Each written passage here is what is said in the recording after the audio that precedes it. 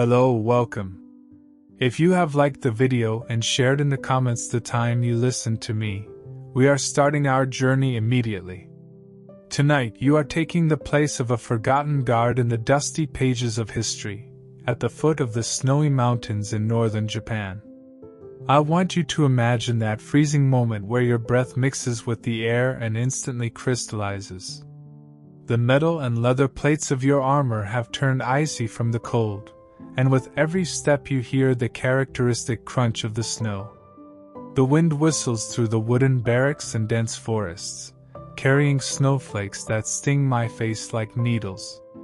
You are a soldier in the silent discipline of hundreds of years ago, trying to survive not only against nature but also against your own limits. This cold tests not just the body, but the will, and now you will witness how that will turns to steel. Let's pause here. You can't fully focus on the story. Please silence those things that are bothering your mind. Leave behind the work you'll do tomorrow, the things said to you today, economic troubles, your future anxieties. You won't get anywhere by thinking about them. I want you to focus on yourself. Because nothing is more valuable than you. Don't forget that. Let's continue. Underneath the heavy, cold metal weight of your armor, I want you to feel your closest friend next to your skin, the undergarment woven from raw hemp. This is not just a piece of clothing, it is the final and most intimate boundary between you and the freezing reality of the outside world. The surface of the fabric may feel rough, fibrous, and raw to the touch of your fingertips. However, the secret to survival lies precisely in this imperfect, natural texture. This undergarment you wear, unlike the smooth, chemically processed thermal garments from modern factories that cling to the skin like silk, is a primitive material, spun by hand from hemp harvested in the fields, still carrying the harshness and resistance of nature. The microscopic spaces between the fibers, the irregular knots, and the coarse weaving flaws actually function as vital air pockets for you. The precious warmth your body produces, rising from your skin, becomes trapped in the labyrinth of these coarse hemp fibers instead of mixing with the air and disappearing. As you breathe and your ribcage rises and falls, the fabric moves with you. The air trapped between your skin and the clothing warms up and creates an invisible, warm aura.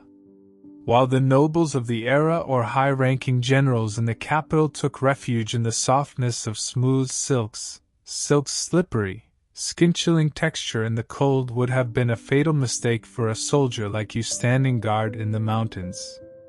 Hemp's rough, porous structure, however, doesn't cling to your skin.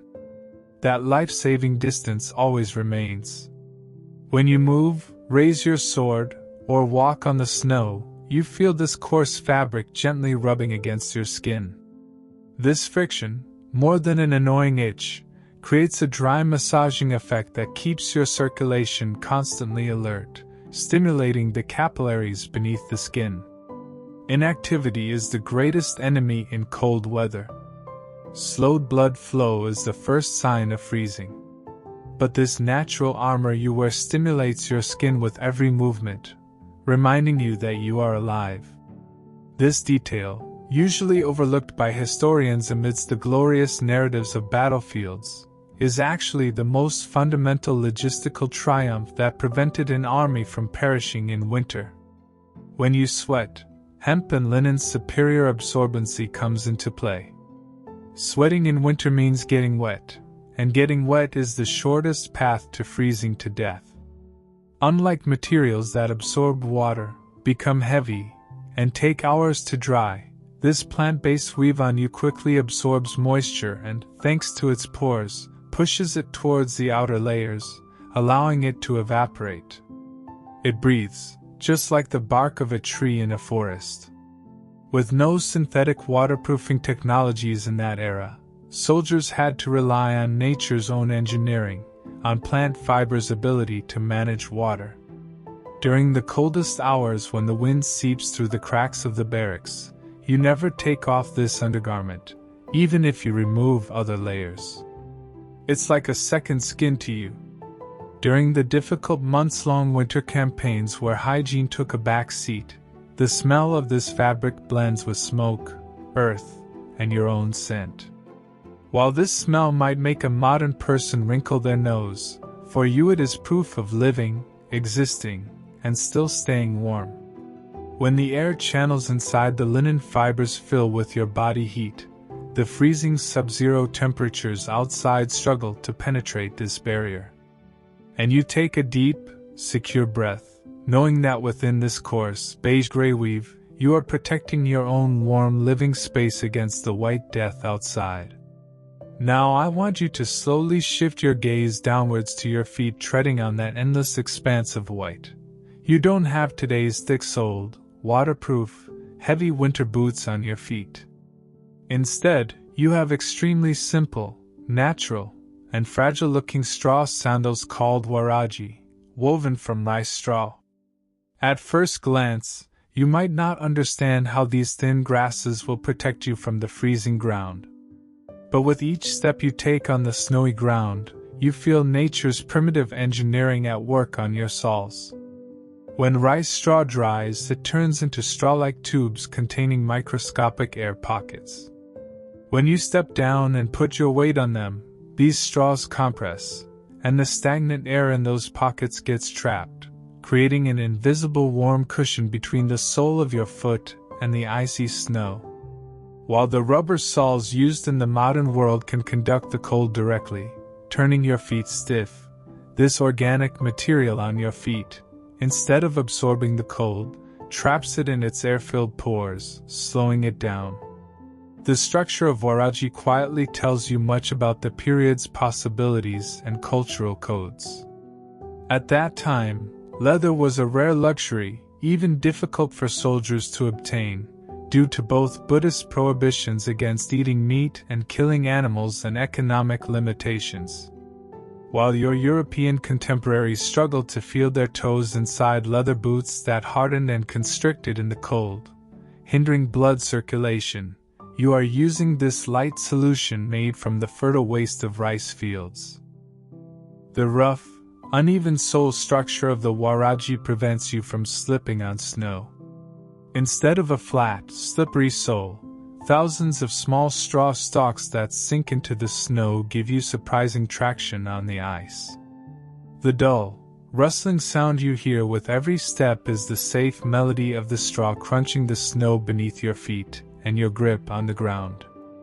Of course, you don't wear these sandals on bare feet. Underneath, you have special split-toe socks, tabi. This split-toe design allows you to thread and secure the sandal cords between your toes, while also preventing your toes from being immobilized as if trapped inside a boot. In the cold, the most important rule of survival is mobility. Because you can constantly wiggle your toes, blood flow continues to reach your fingertips. The pressure you feel when tying the sandal cords around your ankles must be either too tight to cut off circulation, nor too loose to slip off. It's a delicate balance adjusted through years of habit. However, waraji's biggest disadvantage is its sensitivity to moisture. While walking in snow, the straw slowly gets wet, and when it absorbs water, it begins to lose its insulating properties. That's why inside the small bundle hanging from your belt, spare waraji sandals woven from fresh, dry straw are always ready. As an experienced soldier, you stop the moment you feel the wetness on your feet turning into a dangerous chill. Untying and discarding the wet, heavy sandals, putting on the fresh waraji from your bundle, still carrying the scent of dry straw, is like a rebirth. The warmth of the dry straw absorbs the moisture from your damp tabi socks and provides you with the short-term comfort needed to continue your journey. This cycle repeats countless times throughout the journey. Throwing away the old and putting on the new is part of a relationship with nature that is not aggressive, but harmonious, for that era. You now take another step into the white silence with the confidence the fresh straw gives your feet. Now, with your unloved hand, slowly bring it to your chest and run your fingers over the hard surface enveloping you. What you touch should be the cold, cruel iron we are accustomed to seeing on the battlefields of that era. But your fingertips encounter not the freezing bite of metal, but a surprisingly smooth, glassy, and almost warm texture. This is the black lacquer, obtained from the sap of the urushi tree, used to coat each piece of your armor countless times. Without this protective layer, touching metal armor in sub-zero air temperatures would cause bare skin to instantly stick to the frozen iron, resulting in the unbearable pain we call frostbite. Your skin would peel deeply, your fingers would go numb, and you would lose the ability to grip in seconds. But beneath this shiny black shell, you are insulated from the deadly cold of the metal. While knights in the Western world shivered as if trapped in a refrigerator inside armor made of single-piece, unprocessed steel plates, Japanese armorers succeeded in domesticating metal using this organic polymer provided by nature. Lacquer forms a glass-like film on the metal's surface, and this layer prevents direct contact between the freezing outside air and the metal. The smoothness you feel when touching it is actually the spirit of the tree transferred to the metal. The armor has transformed from an inorganic defense tool into an almost living, breathing organic whole. This black surface doesn't just provide textural protection. It is also a master at absorbing the rays of the weak, pale winter sun beating down on it. While shiny silver or polished steel reflects sunlight and repels heat, the deep black of your armor draws the light in and gives you a slight, psychological sense of warmth, however faint. Looking more closely at your armor's structure, you remember it's not a single piece, but made up of hundreds of small scales called kozain, bound together with silk cords. Each of these scales is individually coated with this black lacquer. This segmented structure allows air pockets that trap body heat to form inside the armor as you move. While a single sheet of metal plate spreads the cold across the entire surface, quickly drawing your body heat, this scaly structure on you interrupts heat transfer. When you move, the sound from your armor is not a metallic clang, but rather a dull, muffled, wooden click, resembling lacquered wooden pieces hitting each other.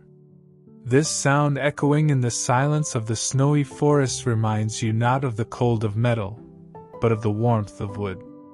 Additionally, this lacquer layer is an absolute barrier against rust, the greatest enemy of winter campaigns. When snow melts into water or your breath condenses on your armor, the lacquer coating prevents water from seeping into the metal's pores. In that era, a rusted armor was not just an aesthetic flaw, but also a weakened defense and extra energy needed for maintenance. Your armor, however, slides off water droplets like mercury. Knowing that beneath this shiny black surface you are protected not only against enemy swords, but also against nature's corrosive power gives you a strange peace during those long, dark hours at your post. You feel like the soft core inside a hard but protective insect shell. No matter how icy it gets outside, you are safe inside this black shelter.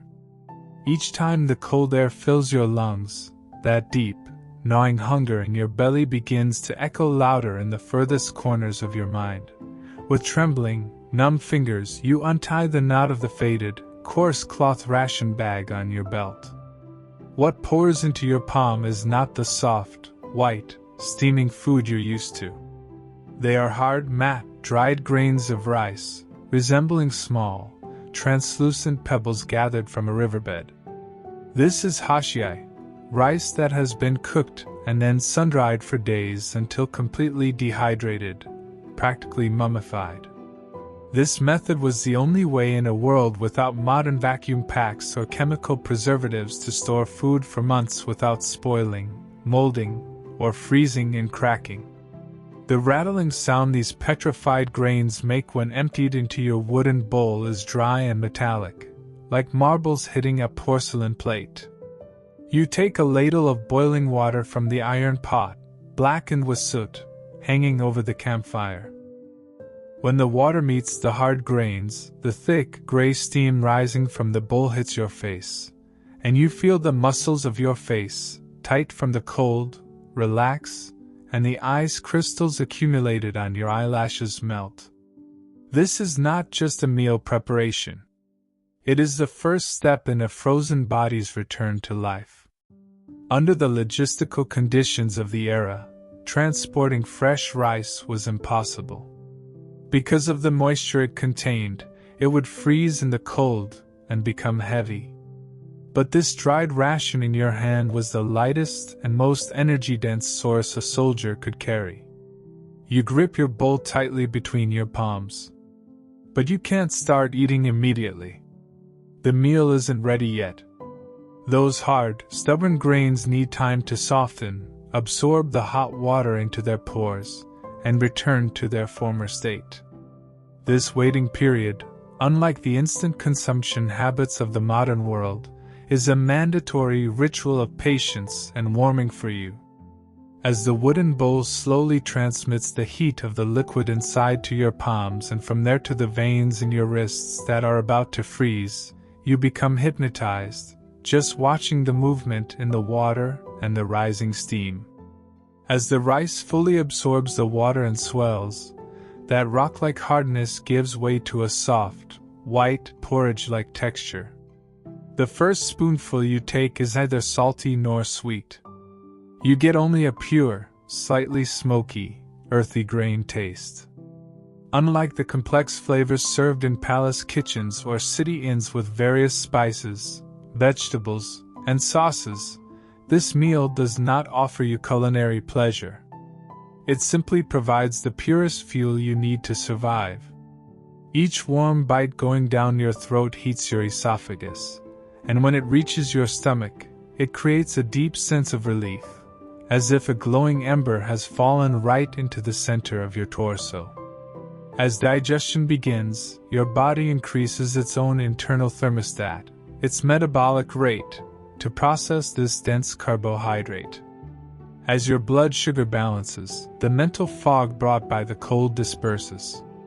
The veil before your eyes lifts, and your vision clears. This internal warmth radiating from your stomach slowly spreads from the center of your torso to your shoulders, then to your arms, and finally to your fingertips. As you spoon this simple, unpretentious porridge, you know you are actually adding new, strong logs to the biological furnace in your body that is about to go out. That feeling of fullness in your stomach restores the silent, unshakable resistance you need to withstand the snowstorm outside. Even though you've filled up on just rice, your body needs more than carbohydrates to survive this freezing cold. It needs a chemical spark to set your blood on fire. In the bowl between your hands now is a dark brown, thick, cloudy liquid. This is miso soup, the product of months, sometimes years, of patient waiting for fermented soybeans and salt. The steam rising from the bowl to your face carries not just the moisture of the hot water, but also the sharp, salty, and slightly sour smell of fermentation. This smell filling your nostrils is far from the sterile, mild aromas of modern city life. This smell is earthy, strong, and carries an intense character, almost like life itself. Your sense of smell, almost numb from the cold, suddenly awakens thanks to this sharp aroma and sends signals to your mind of the powerful support your body is about to receive. The hidden power in the soup is not just the miso paste. Grated or roughly crushed fresh ginger root has been added to it. In that era, ginger was considered much more than a spice. It was a medicine and a heat source. When you bring the bowl to your lips, ginger's burning, refreshing scent lightly tickles your sinuses. I want you to feel the explosion of flavor complexity bursting on your tongue with the first sip. First, miso's deep umami taste, the most satisfying form of flavor, spreads.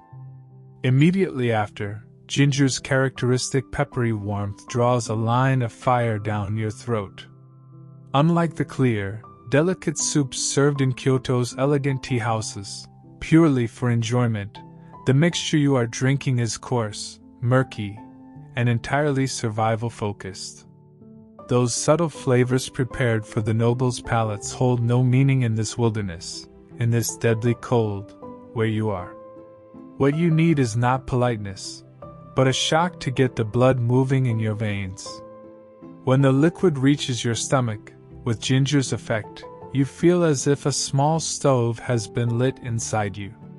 This root plant was known in old Japanese medicine as one of the most powerful components for warming the body from within. And you are now experiencing the truth of this knowledge in your own body.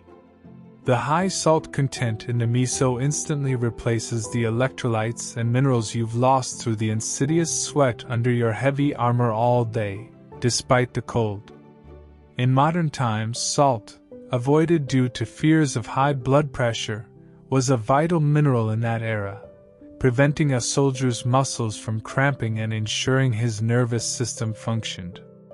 This combination of salt and ginger accelerates blood circulation, pumping the warmth gathered in the center of your body all the way to the extremities, to your toes about to freeze and the hands holding your weapon. While drinking this soup, you notice the tension on your face easing, your shoulders dropping, and your eyes, narrowed from the cold, relaxing. It's as if what's flowing in your veins is no longer just blood. It is this warm, healing liquid. The howling of the snowstorm around you momentarily recedes. Only the sound of your swallowing and the peace of the spreading warmth inside remain.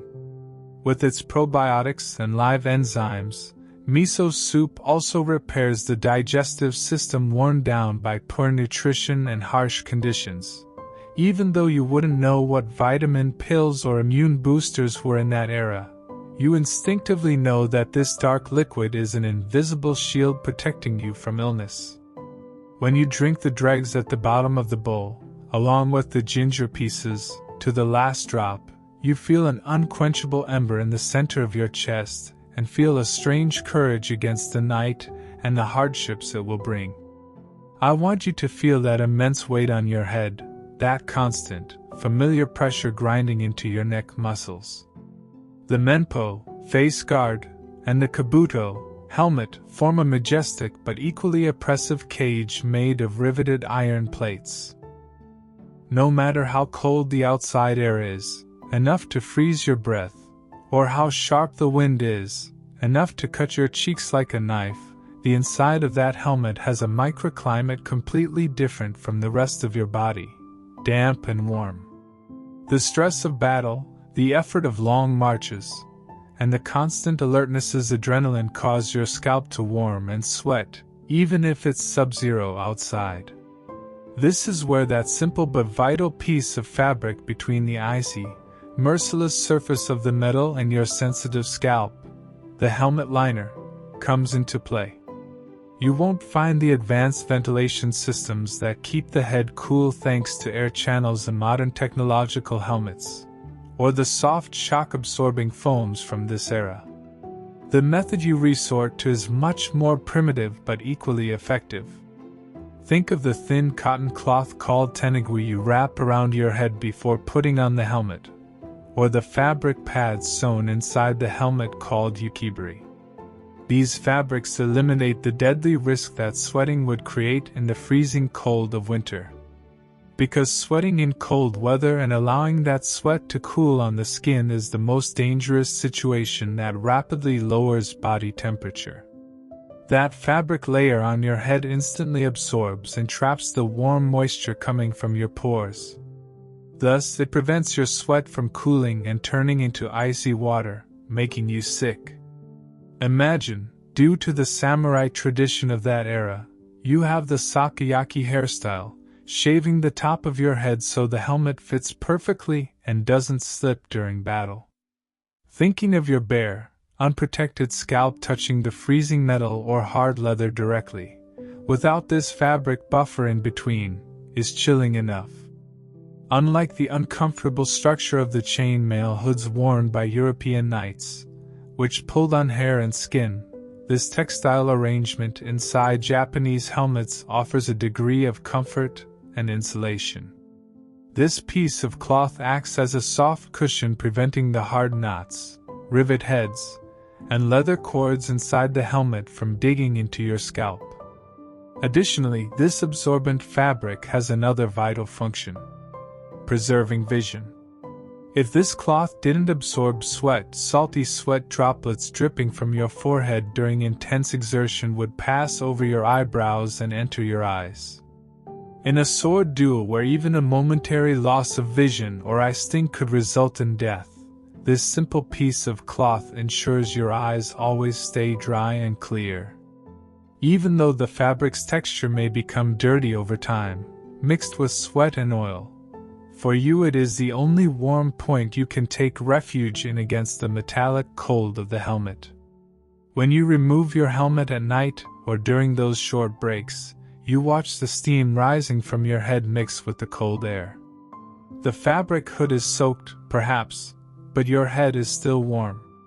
Even though you feel a sharp shiver the first moment the wind hits your wet hair roots, you know the fabric inside the helmet has done its job successfully, protecting you from both freezing and blinding sweat. Rubbing your head and taking a deep breath with the relief of being freed from that pressure, you quietly accept that this simple weave provides a much more strategic protection than steel and iron. When the pitch darkness of night falls over the forest and you hear that whispered, definitive order from your commander, you feel your blood freeze in your veins. Lighting fires is forbidden. This order is a strategic precaution to avoid revealing your position to enemy patrols. But in the freezing cold, it means a silent bargain made with death. Forget the individual comfort zone provided by the high-tech sleeping bags resistant to -40 degrees or chemical heaters used by modern armies. Here, the concept of personal space completely disappears. The only way to survive is to combine the limited heat produced by the human body, to become a single giant organism. You lie down on the ground, side by side, even intertwined, with the other soldiers, careful not to make noise. The snowy ground coldly and insidiously makes itself felt even through the thin straw mats and branches you've laid underneath. You lean your back against the chest of the comrade behind you. Another person curls up in front of you. Like animals hibernating in herds or penguins huddling together for warmth, you all gather around a common center. In this posture, rank, caste, or who you are no longer matters. Everyone simply becomes a heat source. Unlike the disciplined, separate tent arrangements of Western armies, this primitive necessity of Japanese mountain warfare melts hierarchy for a night, even if just for one night, and turns you into a mass of flesh and bone.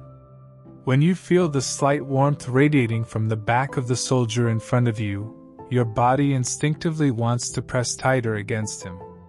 Your breathing gradually synchronizes. Your ribcage begins to rise and fall in a rhythm harmonious with the breath of the soldier behind you. The smell coming to your nose is not of roses or perfumes, but the heavy, sinus-stinging smell of bodies unwashed for days, old leather, soot, and damp wool. But this smell, which could nauseate you under normal circumstances, now seems like the safest smell in the world to you. Because it is the smell of life. It is proof that the body next to you is still warm, its blood is flowing, and it is warming you. This closeness, which modern man could not tolerate, is the only shelter where you can protect yourself from the sharp teeth of the night.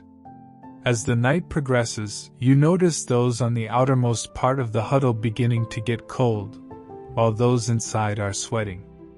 With a silent agreement, you change places with sleepy, sluggish movements. When your back, exposed to the cold outside air and icy, moves into the center of the group, it is suddenly enveloped by the warmth of others. This is the moment when selfishness gives way to a compulsory sacrifice. Without the crackle and light of a fire, waiting in pitch darkness, listening only to each other's heartbeats and raspy breaths, gives a person a strange loneliness and at the same time a deep sense of belonging. There is no psychological security or visual warmth that a fire gives. You hold on to life only through the sense of touch. Inside this human mass, the howling of the wind diminishes. The dangers of the outside world recede a bit. With the heat your body receives from the body next to you, your trembling stops and your muscles relax. You have embraced each other so tightly that it becomes unclear whose arm is where, whose leg is touching whom. It's as if you have become a single body, a single breath. When dawn breaks and that pale gray light hits the forest, and the order to rise is given, leaving this warm mass is much more painful than throwing off a blanket. As you separate from each other, the first wave of cold air filling the spaces between you hits your face like a hard slap of reality. The reality that you are alone and vulnerable. But you have survived that night, and you owe it to the warmth of the man next to you. Stepping from the freezing, bone-chilling cold of the outpost into the makeshift stable where the horses are kept, you feel as if entering a temple. The air that hits your face when you open the door is not the clean, freezing breath of the mountains. It is heavy, dense, sinus-stinging, but at the same time dizzyingly warm breath. This smell is a mixture of manure, rotting wet straw, leather, and intense animal sweat. Erase from your mind the sterilized, ventilation system-equipped luxury stables of the modern world. This is a low, dark shelter where every crack has been plugged with mud and moss to keep the heat in.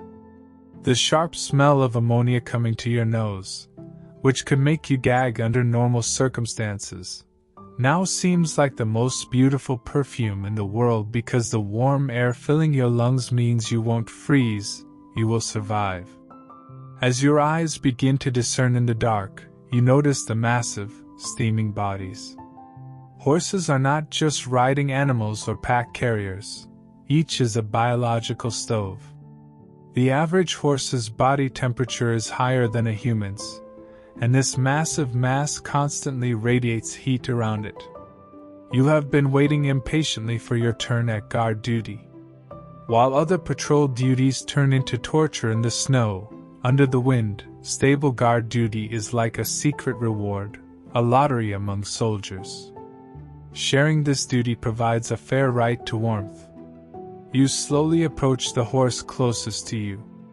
You rest your hand, even your cheek, on the animal's broad, muscular flank. The strong warmth coming from beneath the coarse hair thaws your frozen cheeks as you feel the blood flow, that rhythm of life, beneath the animal's skin.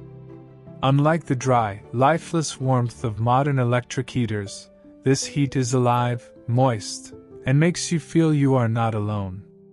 With every exhale of the horse, the dense steam clouds rising from its nostrils rise like gray ghosts in the dim stable. This humid air softens your dry, cracked lips. The animal's calmness, regular breathing, and occasional stomping of its hoof on the ground, crushing the straw, create a hypnotic rhythm. The tension brought by the ominous silence outside and waiting for an enemy behind every bush is not here. There is only you and the peaceful warmth radiated by this massive creature. Sometimes, when you are so tired your knees buckle, you let yourself slump into the space right behind the horse's front legs. Horses recognize their owners and those who won't harm them. Curling up next to this enormous animal to warm up has been one of the greatest survival secrets of cavalry throughout history. While in Western armies disciplined barracks, living spaces for animals and soldiers were sharply separated, here the survival instinct removes all boundaries and makes you equal with this four-legged comrade. The hour or two you spend inside the stable brings your body temperature back to normal levels. The ache in your fingertips gives way to tingling, and then to feeling. But this comfort also has an end. You hear the door creak open and see your comrade, who will take over the guard duty, enter, his face red from the cold and eyelashes frozen, his expression full of the desire to reach that warmth. You recognize that grateful look in his eyes all too well. When you change places, leaving that warm spot next to the horse to him is like handing over the most precious treasure in your possession. As you step out the door and back into the merciless chill of the night, into that freezing infinity under the stars, you try to preserve the smell of the stable in your lungs and the last crumbs of warmth on your back until your next shift. As you adjust the light but stiff textured cloak thrown over your shoulders, you need to completely erase the fragile image of paper from your mind as understood in the modern world. This garment you wear is an engineering marvel, made by repeatedly saturating and hardening durable Japanese paper called washi with acacia sap, nari, and vegetable oils. When you run your hand over its surface, your fingertips feel not the familiar fibrous texture of paper, but a smooth, semi-transparent layer resembling leather formed by the dried oil. The intense, resinous, and slightly burnt oil smell coming to your nose may seem heavy at first. But this smell is your only guarantee against the freezing wetness of rain and melting snow. Unlike the odorless, artificial smoothness of modern synthetic raincoats, this cloak is like a living shield strengthened by nature's own saps, and it carries to you the smell of the forest, the earth, and labor. When heavy, wet snow begins to fall in flakes from the sky, you witness the miracle of this cloak. Normally, fabric, especially wool or cotton common in that era, would absorb a snowflake like a sponge. Unlike fabric cloaks that become heavy as they get wet, darken in color, and eventually let that icy water through to your skin, this oiled paper surface on you never makes peace with water. When a snowflake falls on your shoulder, it beads up like a drop of mercury on the oily surface and finds no pores to cling to. With the slightest effect of gravity or a small shrug of your shoulder, that wet mass slides off the cloak. This sliding motion is so smooth that it feels as if there is an invisible force field on it. While your Western contemporaries collapsed exhausted under wool cloaks that absorbed water and weighed pounds, you maintain your mobility and energy inside this light paper armor. When the howling of the wind increases and the storm intensifies, another feature of the oiled paper comes into play: windproofness. No matter how tightly woven fabric is, its porous structure that lets wind seep through is completely sealed in your cloak thanks to the oil layer. When you take shelter inside your cloak, you notice it cuts off contact between your body and the piercing wind outside, creating a stagnant, sheltered air pocket inside. The stiff structure of the paper doesn't cling to your body like fabric when the wind hits. On the contrary, it stays taut like a tent wall, breaking the wind. The flapping sounds that emerge are the sound of the paper dancing with the wind. This sound is not like the fluttering of soft fabric, but more like rhythmic, dull thumps on a taut drum's skin. However, this material also has its own discipline. It does not forgive carelessness. No matter how processed, paper is not as flexible as fabric when it comes to tearing. It can tear if caught on a sharp branch, or if you make a very sudden movement. Therefore, your movements must take on the controlled and fluid grace a samurai shows when drawing his sword. You must show respect to the cloak when putting it on and taking it off, not forcing the folds. This enforced grace forces you to stay calm and control your body even in the chaotic environment of battle. The characteristic rustling sound it makes while walking resembles the sound of suzumushi insects, and this sound combines with the clicking sound of raindrops hitting the cloak to offer you a special melody. When raindrops or wet snow hit the taut surface of the paper, instead of being silently absorbed as on fabric, They bounce off, as if hitting a hard surface, and move away. Under this thin, semi-transparent, oil-smelling shell, abstracted from all the wetness and cold of the outside world, you experience the deep, privileged peace that comes from staying dry. As long as your body stays dry, your mind stays clear. Because wetness is the first door open for cold to take over the mind, and your paper door keeps that door tightly locked. At that critical moment when you have to take off your gloves, you extend your right hand towards the hilt, tsukka, of the sword on your belt. Your fingers are so numb from the cold, have lost so much sensation, that you might even doubt whether your hand still belongs to you. Under normal circumstances, trying to grip bare wood or smooth metal, you would see how frozen meat cannot grip the slippery surface and the weapon slips from your hand like soap. But the moment your fingers wrap around the hilt, that gritty, hard, and granular texture you feel in your palm gives you a secure locking sensation. This is the processed stingray skin, known as samigawa, covering the wooden core of the sword hilt. While in other geographies of the era, for example, the swords used by European knights generally had leather-wrapped wooden or wire-wrapped hilts, Japanese swordsmiths had taken friction to the peak of art by using this exotic material from the depths of the ocean.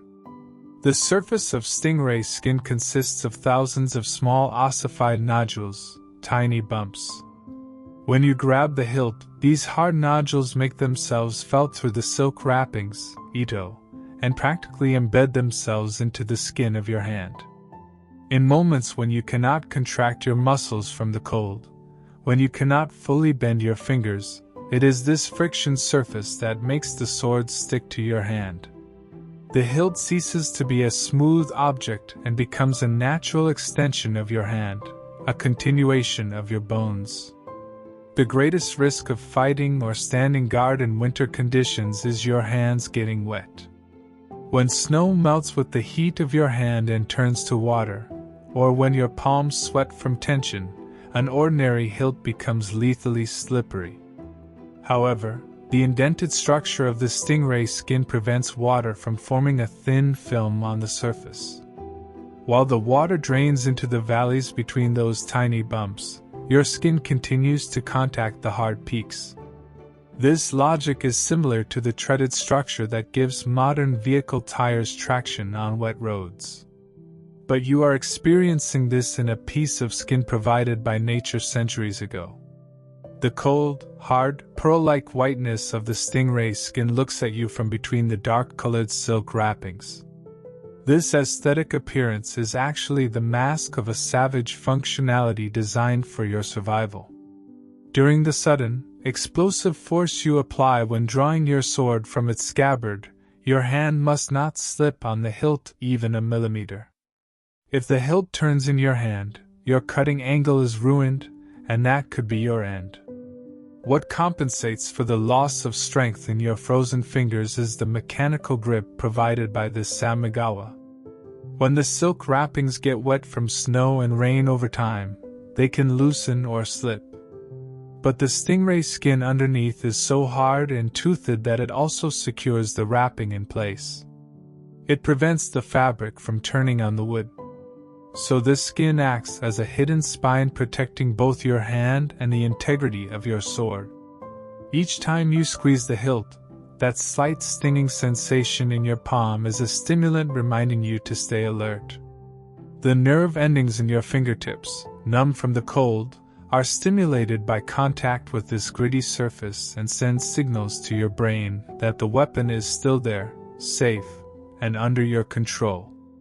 The roughness and solidity between your hand and the hilt whisper to you that no matter how violent the storm outside, you will remain faithful to that sword, and the sword to you. You feel that with the support you get from the hardness of those white bumps, you are gripping not cold steel, but an unshakable will.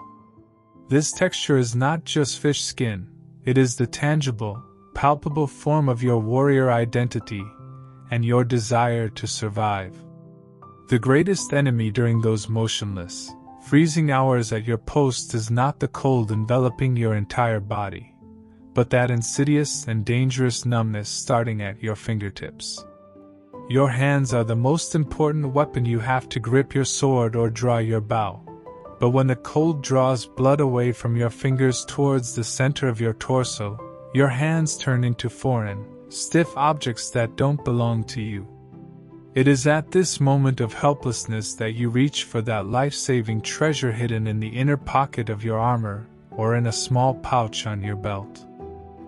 These are pieces of charred, hardened wood, their exteriors coated with a gray layer of ash, but their centers still glowing or retaining heat for a long time, carefully selected and taken from a campfire about to go out.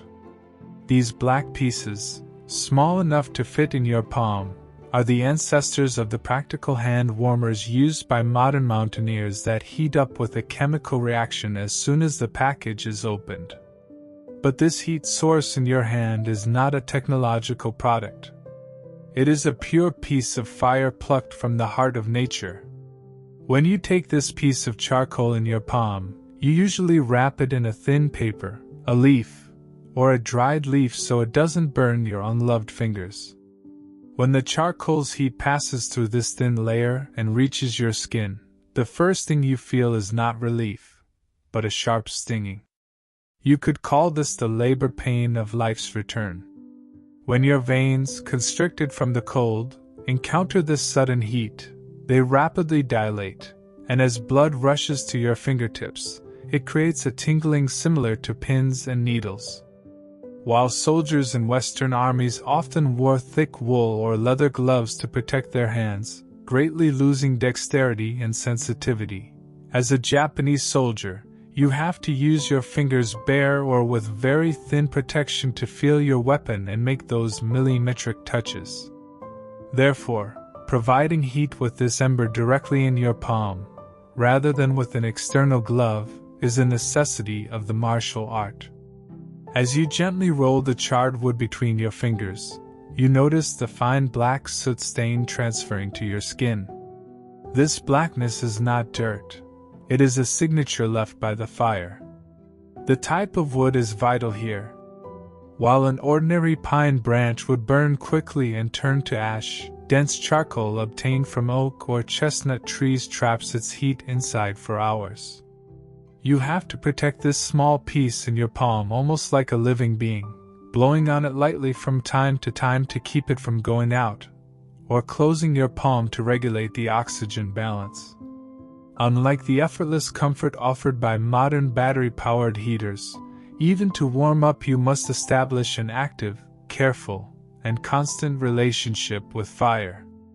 This is not just physical warming. It is also a discipline that keeps the mind alert. Because if your attention wavers, either the fire goes out and you freeze, or you fan the ember too much and burn your hand. In the darkness of the night, when you slightly open your palm, you see the dull redness in the center of the charcoal, that ember glowing like a tiny star. This faint light whispers to you that you are not alone in the depths of the forest, that the spirit of fire is with you. When you test your sword's hilt or your bow's string with your warm fingertips, you feel flexibility and control replace the earlier wooden stiffness. Your knuckles become bendable again. Sensation deep within returns. The faint burnt wood smell the charcoal emits is the only warm smell coming to your nose in the cold air, and this reminds you of the hearth at home, of safety and a warm meal. That simple, black, and warm piece you hold in your palm is actually your anchor point to life. Thanks to that small warmth, your hands, and therefore you, continue to fight and live. While advancing through knee-deep snow in the middle of a pure white slope, it doesn't take long to realize how quickly an ordinary walk would exhaust you. In the modern world, you are used to walking on asphalt roads or flat trails, swinging your arms, slightly turning your torso right and left with each step. But in these mountains, that walking style is just a waste of energy. It is at this point that your body switches to that ancient walking technique shaped by centuries of experience, called Namba. In this technique, when you step your right foot forward, you also push your right shoulder and right arm forward at the same time, not your left arm. Your body moves not like a twisted pendulum, but as a single block, straight and stable, like a door hinge. In modern walking biomechanics, opposite arm and leg movement is fundamental for balance, and this causes constant rotation, a twisting motion, in the spine. But for a soldier like you, trying to survive in freezing cold and difficult terrain with limited rations, the extra calories spent to rotate the spine with each step are a vital loss. With Namba walking, you keep your torso stable, eliminating this unnecessary energy expenditure. Your hips and shoulders remain parallel to each other. Thus, the weight center in your body's core flows smoothly on a straight line forward, without swaying right and left. This makes you feel not like a human, but like a silent wagon moving on rails. Another necessity of this walk is the pair of swords, daisho, the symbol of the samurai spirit, that you carry on your belt. If you walked by twisting your torso like a modern person, those heavy swords on your belt would swing right and left with each step, hit your legs, and disrupt your balance. While your European contemporaries generally carried their swords in their hands or with different suspension systems, the swords tucked into your belt must remain fixed. The Namba technique immobilizes the waist area, allowing the swords to integrate with you, almost like a part of your body, silently sliding with you. The weight of the sword doesn't tire you. On the contrary, since it doesn't create centrifugal force, it participates in your walk as a balancing element. While walking on snow and ice, your foot placement also changes. Unlike modern steps that roll from heel to toe, in Namba walking you place your foot on the ground as a whole, with a flat sole. Just like a cat or a fox walking on snow, you distribute your weight onto the ground, not suddenly. This flat placement increases the friction area on slippery ice surfaces and minimizes the risk of slipping and falling. While Western mountaineers or soldiers climb by challenging the ground, jamming the edges of their hard boots into the snow, you do not fight the terrain. You adapt to it. The crunching sound of the snow under your foot is heard not in short bursts, but in a long, dull tone. The efficiency of this technique becomes even more apparent when climbing uphill. You lean your body forward slightly and, without letting gravity pull you back, you ascend steadily with that block-like posture. Your breathing synchronizes with your steps, and after a while, this walk turns into a mental meditation. Your thoughts simplify. The feeling of fatigue evolves into a rhythmic numbness. You use your energy so efficiently that even after covering kilometers, you don't experience that burning acid buildup in your muscles, that feeling of exhaustion. Namba is not just a way of walking, it is a bodily wisdom that keeps your energy stored within your body, turning you into an economical and intelligent machine against nature's hardships. With each step, you taste the silent victory of getting farther while getting less tired. Perhaps you lost your balance crossing a stream in snow-covered terrain and fell into the water, or walked for hours under heavy snowfall, and the snow on your shoulders melted and seeped through to the inner layers. Now you stand under the howling wind, facing the terrifying reality of those icy, heavy, and soaking wet clothes stuck to you. In the modern world, a wet person's first reflex is to immediately enter a warm room, take off their clothes and hang them over a radiator, or take refuge in the effortless comfort of a dryer. But you are stranded in the middle of nature, miles from civilization, in an enemy line where lighting fires is strictly forbidden. The only heat source that can dry the wetness on you is your own body. That biological furnace you possess. It is at this point that the violent, uncontrollable process begins where your will is completely overridden, and your primitive brain takes over. The shivering reflex. The moment your body realizes the temperature of your deep vital organs has dropped dangerously, it hits the emergency button. Starting with your jaw chattering uncontrollably, this movement quickly turns into a massive tremor spreading to your shoulders, back, and finally to the large leg muscles. This is not a shiver from fear. This is a mechanical war your body wages against itself to avoid freezing. Your muscle fibers contract and relax dozens of times per second, trying to generate heat through friction. Modern medicine calls this involuntary thermogenesis. However, at that moment, you feel it only as a wild force that aches your bones, threatens to shatter your teeth, and shakes you on the spot.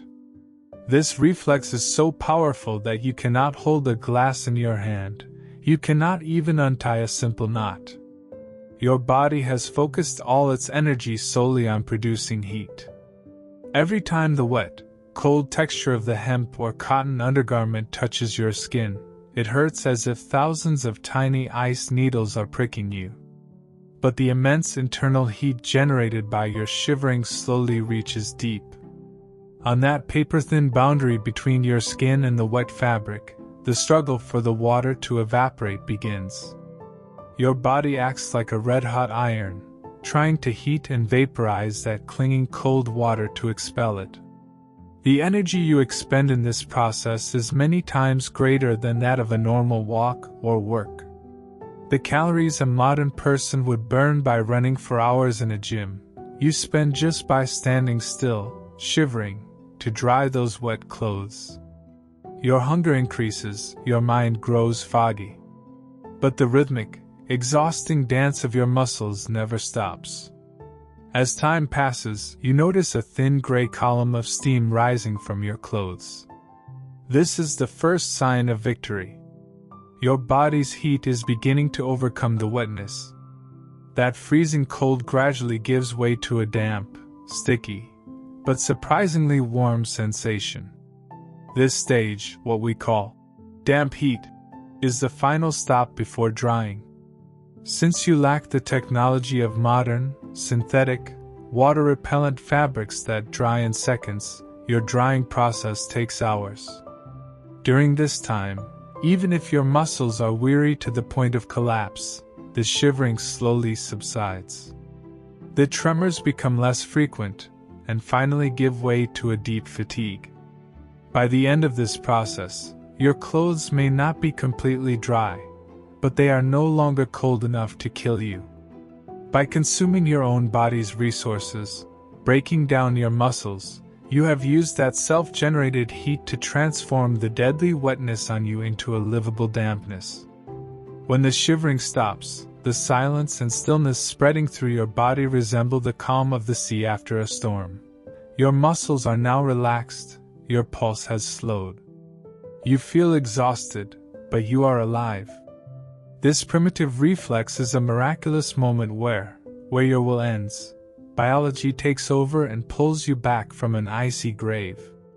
You experience the deep, silent pride of a warrior who dries himself in his own fire, who resists nature with his own body.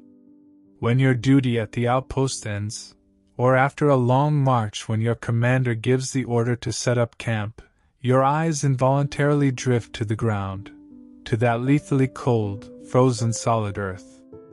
Although your legs, trembling with fatigue, force you to sink down, you know very well that lying directly on the snow or frozen ground is tantamount to suicide. The earth is ready to absorb your body heat with an infinite hunger. It is at this moment that you turn to those brown piles the wind has swept and accumulated at the bases of the surrounding trees. In an era without the comfortable, self-inflating mats or high-tech insulation foam that modern mountaineers carry in their backpacks, your bed is the litter of nature. With your hands protecting your gloves, you begin to gather fistfuls of pine needles and dried broad leaves from beneath the icy snow or from the crevices of tree roots. This action is less like a human making a bed and more like an animal, a wild boar or a bear, preparing its den for hibernation. It is an instinctual, rough, but vital ritual. The pine needles you collect may seem like prickly, uncomfortable, and hard objects at first glance. But when you pile them up, nature's engineering emerges. The thin, curved, and flexible structure of the pine needles creates thousands of tiny air pockets when layered upon each other. These needles perform the weight distribution and cushioning work that the modern mattress industry tries to achieve with memory foam or spring systems, using their natural resilience. This first layer you spread on the ground must keep you at least a hand's span above the ground. This distance is the ceasefire line between you and the freezing earth. Over these needles you scatter larger, dried oak or beech leaves. These leaves cover the prickly tips of the needles, creating a smoother surface and strengthening the insulation. The rustling sound the leaves make is the only melody breaking the forest silence as you prepare your bed. Unlike the sterile, odorless, anti-allergic bedrooms of today, the sleeping area you've prepared emits a dense, resinous, earthy smell. The sharp turpentine scent released by the crushed pine needles clears your lungs and, with its antiseptic properties, creates an invisible vapor layer protecting you against the forest's microbes. This smell is not the lavender scent of clean sheets for you, but the wild nature's rough caress saying, "Here is safe." When you let yourself down onto this makeshift pile, you feel the leaves and needles slightly compress under your weight, forming a mold that envelopes you. Even the hard parts of your armor sink into this soft ground. The cold from the earth hits this stagnant air layer and stops. Just like the fiberglass or styrofoam insulation materials used in modern house walls, these plant remnants trap stagnant air, preventing heat transfer. You don't sleep on the ground. You sleep on top of a compressed air cushion. What you feel on your back is not an icy hardness. It is a warm touch that gently lifts you from below, supports you, and allows your body heat to return to you. Curled up inside this bed, you feel like a creature in a cocoon or a bird's nest. Civilization's raised wooden beds or soft down pillows are meaningless here, because they cannot protect you from the cold in such an organic way. These litter on the forest floor are actually the tree's own blanket, which it sheds as it prepares for winter to keep the soil warm. You are now borrowing this wisdom from the trees. You are slipping under their cover. While the wind howls in the treetops, you, inside this resin-scented, rustling, warm hollow, stop fighting nature and, as a part of it, fall into a deep, dreamless, sheltered sleep. When you take off your gloves, you feel the cold wind's merciless kiss as a deep ache on every scratch and crack on your hands. Your skin, under the influence of cold and dryness, has cracked like a parched piece of earth. Your knuckles are bleeding, the skin's color has turned purplish, and its texture has hardened like sandpaper. The moment when you struggle to grip your sword, draw your bow, or even untie a simple knot is a state of dysfunction beyond pain. It is at this point that you take out the small old wooden box or that precious salve wrapped in waxed cloth from your belt. This is very different from the odorless, smooth moisturizing creams and sterile tubes offered by the modern cosmetic industry.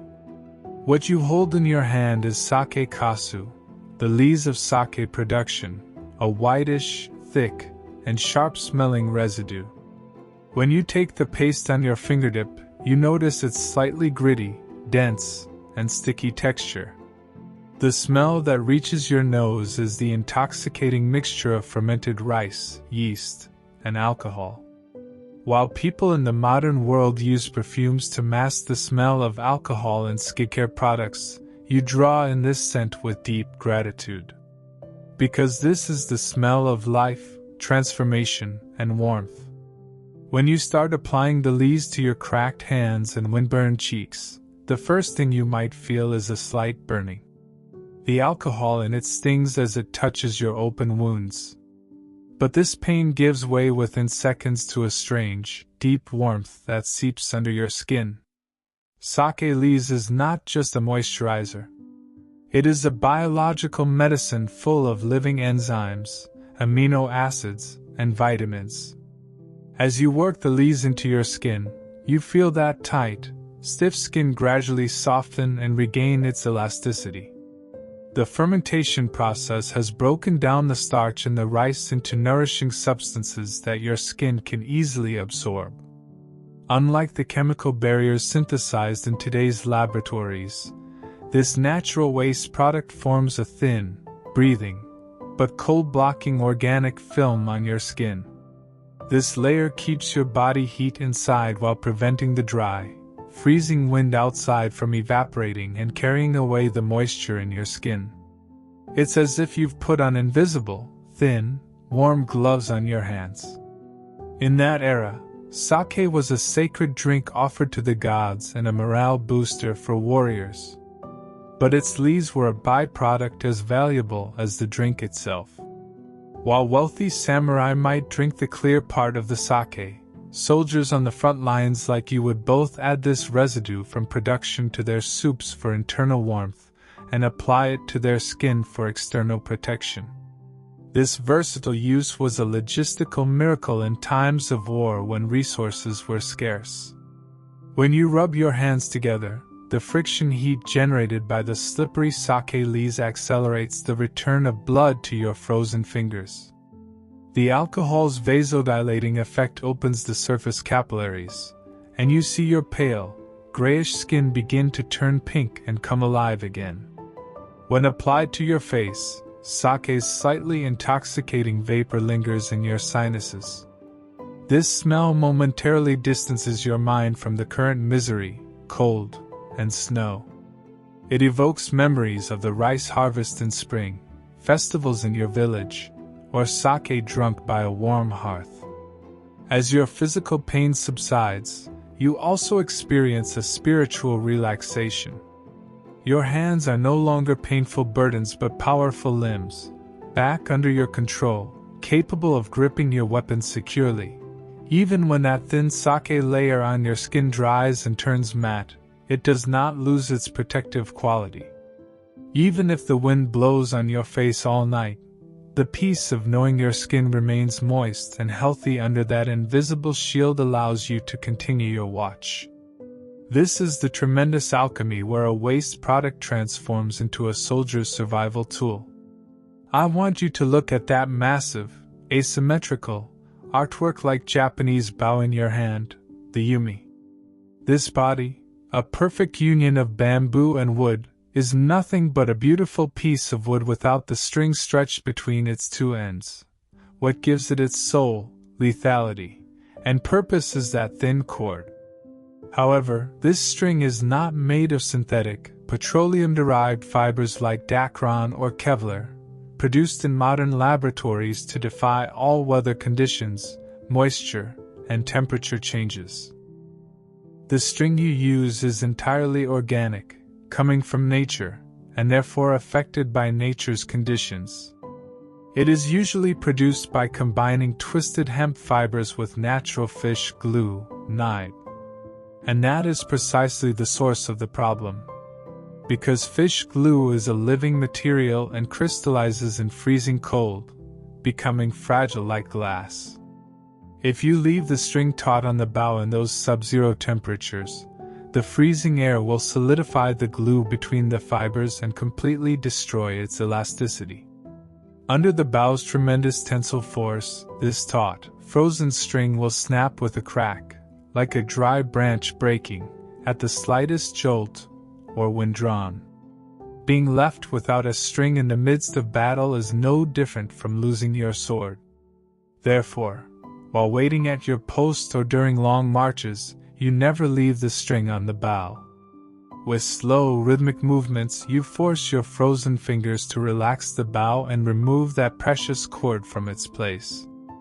You carefully coil it into loops in your palm, as if wrapping up a wounded snake. The hemp's rough texture and the smell of the resin on it feel sharper in the cold air to your nose. Now you slightly open the collar of your armor and thick clothes. Without letting the freezing wind outside reach your skin, you place that hardened ball of string on your chest, into that warmest and safest area called the futokoro. The first moment the cold hemp touches your warm skin, your body shudders slightly. This is the unwelcome intrusion of the outside world's cold reality into your inner world, your hidden warmth. But this contact is necessary. The string must be nourished by your body heat, softened by your warmth. Unlike the spare parts carried in modern army's equipment bags, you have no spare, or if you do, it is frozen too. Therefore, keeping the only string you have alive with your own body is an act as primitive and protective as a mother warming her young in her bosom. As the string rests on your chest, it begins to warm with the rhythm of your heartbeat. The thermal energy your body produces slowly thaws the frozen glue between the hemp fibers. It gives it back its elasticity, its life force.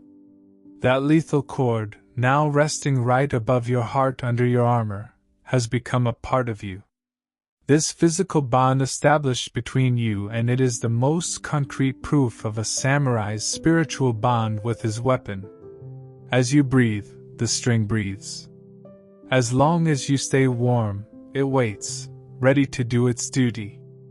If it freezes, you die. This is fate knotted together. In case of a sudden attack or when an enemy is spotted, taking the string from that warm nest and attaching it to the bow is a reflex engraved in muscle memory, taking seconds. The string you take from your chest is no longer stiff and brittle. It is soft, flexible, and obedient. The familiar, singing twang it produces when you draw and release the bow, only your body heat enables it to make. Throughout this waiting period, you occasionally bring your hand to your chest, feeling that bulge through your armor. The presence of that cord, counting your heartbeats and continuing its slumber with your warmth, gives you a strange confidence. No matter how violent the snowstorm outside, the soul of your weapon is safely hidden in your most sheltered refuge, right under your ribcage, on your skin. Standing like a statue in the middle of that endless darkness and silence at your post, you feel the suffocating discipline of not being allowed to move down to your marrow. Your commander's order is absolute. No moving, no making a sound. But the air outside seems sworn to freeze everything that stands still, to turn everything living to stone. Modern sentries can jump lightly in place, pace, or stamp their feet to keep their blood circulation warm. But you have no such luxury. The slightest movement could cause your armor to creak, revealing your position, or shatter that image of unshakable discipline. That's why, while appearing like a frozen rock from the outside, you must create an invisible storm under your armor. This is called isometric tension, contracting your muscles without moving them. While this technique might seem like a training method used in modern gyms to build muscle, for you it is a silent gamble you play with your body to avoid freezing. You start with your toes. Inside those rice straw sandals and tabi socks, you press your toes into the ground as forcefully as an eagle's claw gripping the earth. From the outside, your leg doesn't move an inch. Your sandal doesn't shift. But inside, your calf muscles tense like a steel cable. You hold this tension for 5, maybe 10 seconds. Your muscle fibers begin to tremble, expend energy under this pressure, and by a biological law, this energy turns into heat. While your European contemporaries would make noisy efforts to warm up by rubbing their hands together or slapping their arms against their chests, you stoke your internal fire with complete stillness, silence, and deep concentration. The burning sensation starting in your calves pumps the blood about to freeze up to your thighs. Next come your upper legs, those broad and powerful muscle groups. Without locking your knees, you tighten your muscles as if you were squatting in place. But your knees don't actually bend. The cloth under your thigh armor tightens and hardens. These large muscle groups are your body's biggest heat generators. When you tighten them, you notice your heart beating faster, feeling the thuds in your rib cage. This artificial stress signals your brain that you are moving, and your metabolism shifts up a gear. You feel your blood, slowed by the cold, begin to flow eagerly again in your veins, liquefying, freeing itself from its thick viscosity. This is a state of meditation. While your body is still, your mind and muscles are in constant battle. The wave of tension slowly reaches up to your abdominal muscles and chest. Without holding your breath, you take deep, silent breaths, pulling in and hardening your stomach. The center of your torso, the hara region, is considered the source of life energy in Japanese martial arts. When you tighten this area, you create a wave of warmth enveloping your internal organs. Unlike the external, passive warmth offered by modern thermal underwear or electric heaters, this heat is an active warmth produced entirely by your will, by your effort. This heat does not come from outside. It spreads from inside out, and therefore it is much more lasting. Finally, you focus on your hands and arms. You squeeze the fingers holding your spear or the sword at your waist with a controlled force, strong enough to crush the weapon's grip but not enough to tremble. Your biceps and forearm muscles swell inside your armor's sleeves. This isometric compression causes fresh, warm blood to rush all the way to your fingertips. Numbness disperses, tingling begins, and that dangerous insensitivity gives way to a painful, reassuring vitality. No matter how much the wind howls outside, you wait inside your armor with the warmth of the secret furnace created by your own muscles. An outside observer might think you are a frozen statue. But you are like a volcano ready to erupt, boiling inside. Throughout the endless hours of your watch, you repeat this cycle to keep your mind alert, your body warm, and your will sharp. When the invisible, sharp blade strokes of the wind begin to seep through every joint, every seam of your armor, cutting your skin, you learn through bitter experience that standing still in that endless expanse is not heroism, but a foolish form of death. The air outside is not just cold, it is also moving and aggressive. The wind strips away that thin warm air layer around your body in seconds, leaving you defenseless. It is at this moment of helplessness that you turn your gaze to that enemy-like whiteness, the snow itself. You do not have the windproof, waterproof, high-tech, fluorescent-colored tents that modern mountaineers take out of their backpacks and set up in minutes. Your shelter, your tent, and your castle are that very endless white mass crunching under your feet. Instead of fighting nature, you choose to enter it, to become a part of it. You kneel and begin to dig into that hardened snow layer with your hands, perhaps with your sword scabbard or a wide piece of tree bark you found.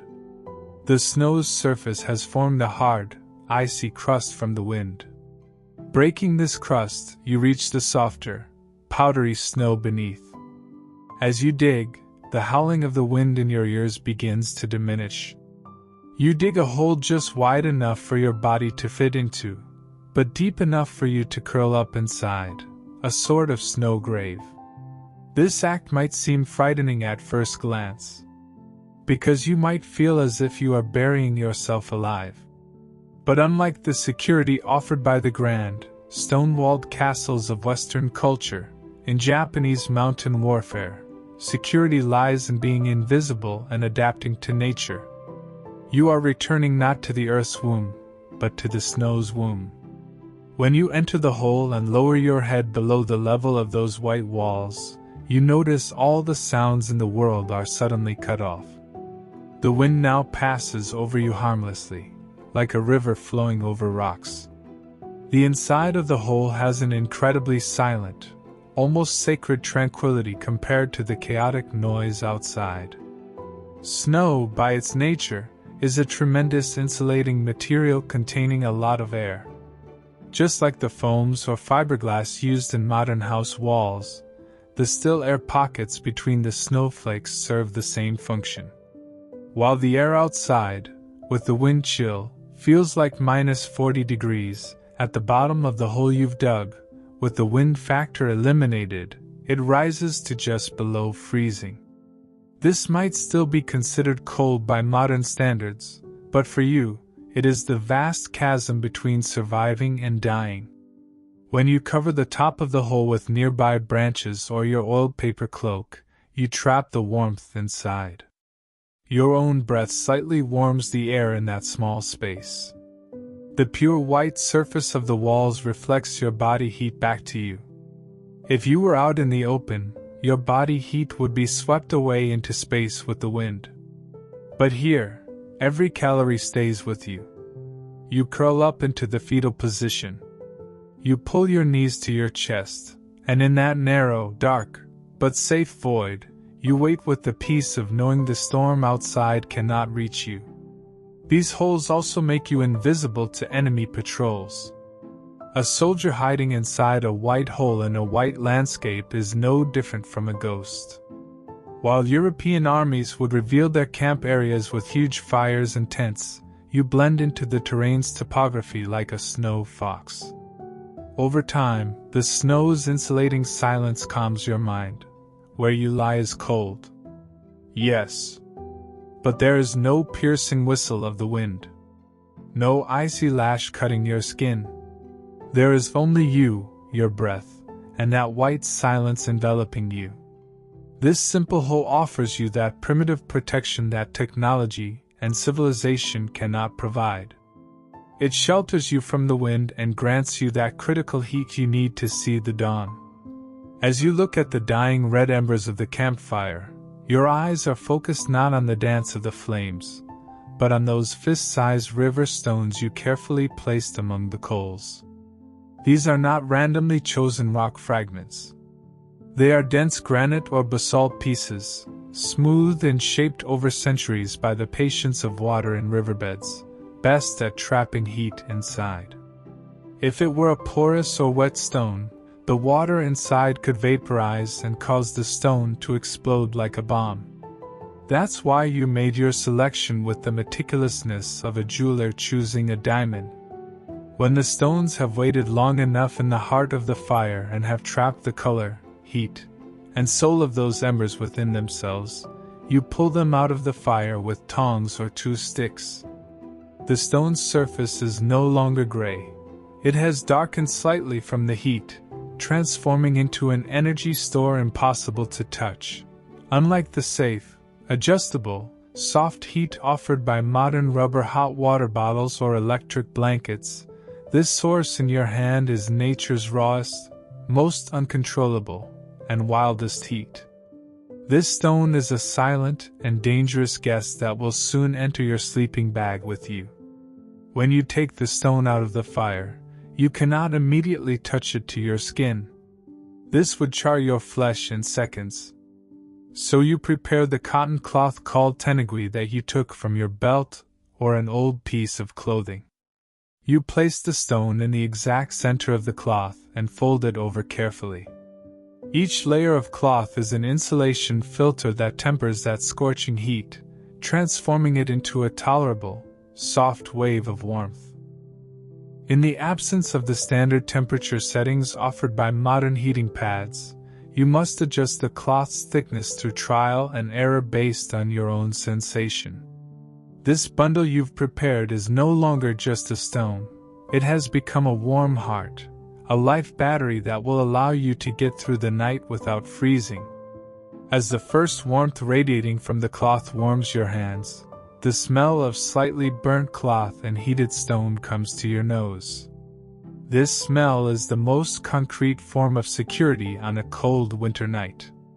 You slip this warm packet under your armor and clothes, placing it directly over your kidneys, on the lower part of your back. In Eastern medicine and martial arts, the kidneys are not just organs that filter blood, they are considered centers where life energy, ki, is stored. It is believed that cold and fear settle in the kidneys, depleting a person's strength from there. While Western medicine generally recommends warming the armpits or groin to preserve body heat, your culture says the source of the life fire lies in the waist area. The first moment the hot stone touches that area, you flinch and let out a deep sigh mixed with relief. The stone's weight and the intense, penetrating heat it radiates instantly dissolve the tension in your back muscles. The heat doesn't just stay on the skin's surface. It flows like a slow, steady, healing river deep into your flesh, your internal organs, and your spine. As your kidneys warm, your blood circulation changes. These organs, your body's filter, warm the passing blood and pump it back into the system. So the stone on your back acts as a radiator that heats your blood. The blood going to your toes, hands, and brain is now a few degrees warmer. While the outside air temperature hovers below zero and the wind strains the barracks planks, you relax with the languor given by this volcanic heat on your back. Instead of the dry air from a radiator turned on before bed by a modern person, you are enveloped by the mineral-laden, heavy, and substantial heat of the stone, of the earth. There is nothing artificial in this heat. It is a small copy of the energy from the earth's core. As the night progresses, the stone slowly loses its heat, but this process takes hours. The stone's cooling synchronizes with your falling asleep. The initial scorching heat gives way to a warm friendship by midnight, and by dawn, to a coolness balanced with your body heat. But during those critical first hours, when your body transitions to sleep and your metabolism slows, in your most vulnerable moments, the stone has done its job, not allowing your internal fire to die out. When you wake in the morning, even if you feel the hardness of the cloth bundle on your back, you notice your kidneys and lower back are not stiff, they have stayed warm. When you unwrap the cloth and hold the now cooled stone in your hand, you feel a strange gratitude towards it. Because that inanimate object lent you its vitality all night long. You are in that dangerous stage where the gnawing pain in your stomach, that sharp, familiar hunger pang, has now subsided, giving way to an eerie silence and lethargy. Your stomach no longer growls. Because your body has long given up hope of expecting food and has begun to consume its own reserves, your muscles and fat, to survive, so to speak, it has begun to eat itself. This biological breakdown is taking away not only your physical strength but, much more frighteningly, your mental clarity. When you fix your eyes on the horizon, you see the snow-covered trees, the gray sky, or your marching comrades. But your brain struggles to process these images.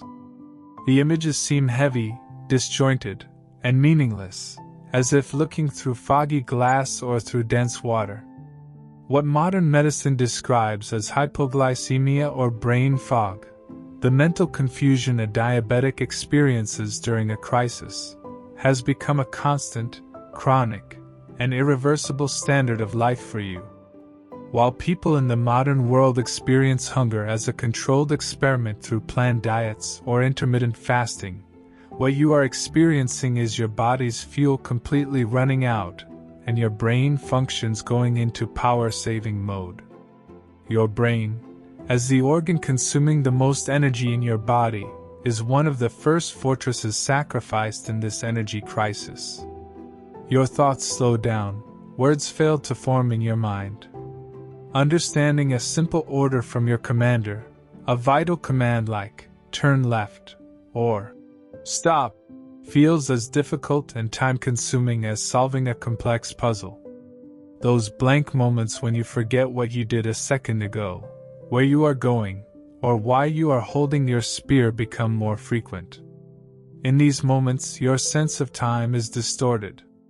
Minutes stretch like hours, while hours pass as if in the blink of an eye. Unlike the coarse but energy-dense diets of Western armies, especially European soldiers of that era, based on dried meat, cheese, and animal fats, your rice and vegetable-heavy diet proves inadequate for winter's merciless calorie demands. The lack of fat weakens the conductivity of your nervous system and breaks communication between your brain cells. The cold accelerates this mental collapse further. As your body spends its last remaining energy keeping your internal organs warm, blood flow to your brain decreases. This creates a strange indifference, a deep apathetic state in you. An enemy soldier appearing before you seems not like a threatening figure wanting to kill you, but just a part of the scenery, an insignificant detail. Even the feeling of fear disappears.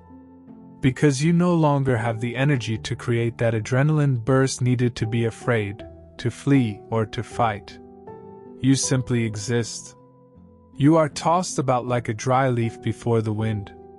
While looking at the pure white snow covered during the march, you begin to see hallucinations. Your mind invents colors, shapes, and sounds within that unbearable whiteness. You see a distant bush as a pot of warm soup waiting for you or the smoke rising from your home's chimney. In your ears, instead of the wind's howl, you hear the bell sounds from your village temple or your mother's voice calling you. These dreams are so realistic and inviting that they could lure you off the path and into death, into that snow pile you imagine as warm.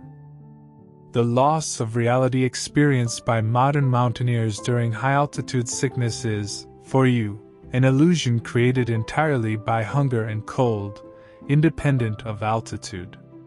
At night, the struggle to stay awake at your post turns from a physical battle into a mental torture. Sleep is the sweetest, most irresistible escape for a hungry, frozen brain. But this sleep is not restorative sleep, it is a coma.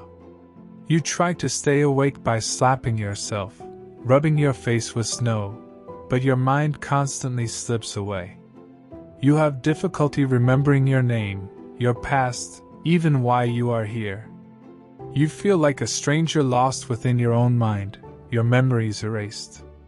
This mental fog is the greatest punishment hunger gives you. Before killing you, it makes you forget who you are and turns you into an empty shell that breathes but cannot think. As you take your first step onto the endless, flat, and treacherous whiteness stretching under your feet, onto the frozen river, I want you to listen to that threatening crack that reaches your ears. The ice sheet beneath you is perhaps a hand's span, maybe an arm's length thick. But the only thing separating you from the deadly embrace of that freezing water is this transparent, slippery surface. Thirst is often a more insidious enemy than hunger in the cold. Because the air is so dry that with every breath you take, the moisture in your body evaporates, and you dry out unnoticed. Eating snow is the biggest mistake you could make. Because the body heat you would spend to melt the snow would drive you to death by freezing you from within. Therefore, breaking the ice to reach flowing water, that source of life, is not just a physical task, it is a dangerous bargain made with the river's spirit. Forget the comfort of clean, effortless water flowing from a tap in the modern world. Here, water is a booty that must be wrested from the heart of stone, ice, and cold. You grip the metal butt of your spear, the yari, or the heavy axe on your belt tightly. You cannot strike the ice randomly. You must identify points where the river's flow is faster, and therefore the ice might be thinner. This requires the precision of a fisherman and the strength of a miner. Feel the moment the metal first hits the ice. The crack echoing in the winter silence rings like an explosion. The force of the blow spreads like an electric current from your arms to your shoulders. Unlike the smooth, fast-cutting power of modern ice drilling machines or motorized chainsaws, here you are prying off nature's armor piece by piece, splinter by splinter, with brute force. With each strike, Ice shards scattered around hit your face like knives. But you cannot stop. When the ice layer is finally pierced and dark, dense, foamy water spurts upward from that small hole, you feel a strange relief. This dark stain appearing in the middle of the white is proof that the river is still alive, still flowing beneath.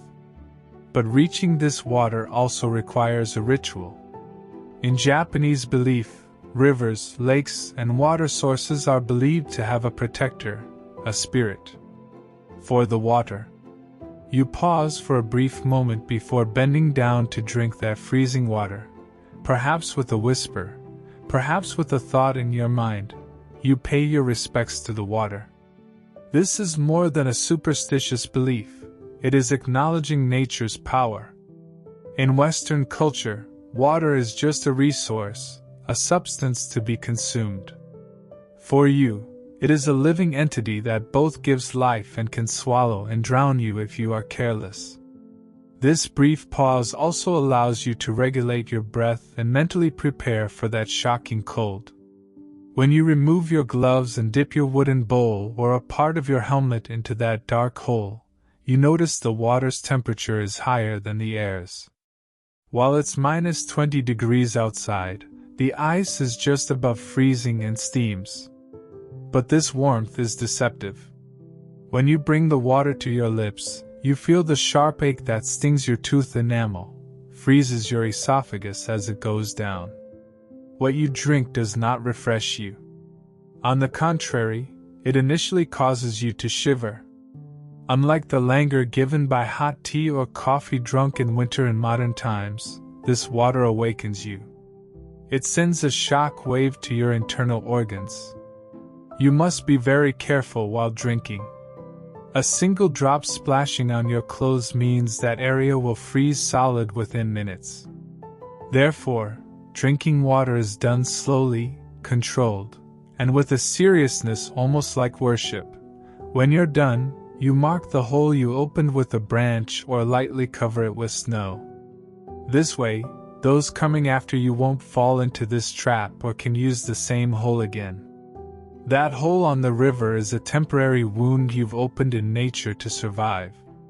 And as you walk away, the river begins to freeze and close that wound again.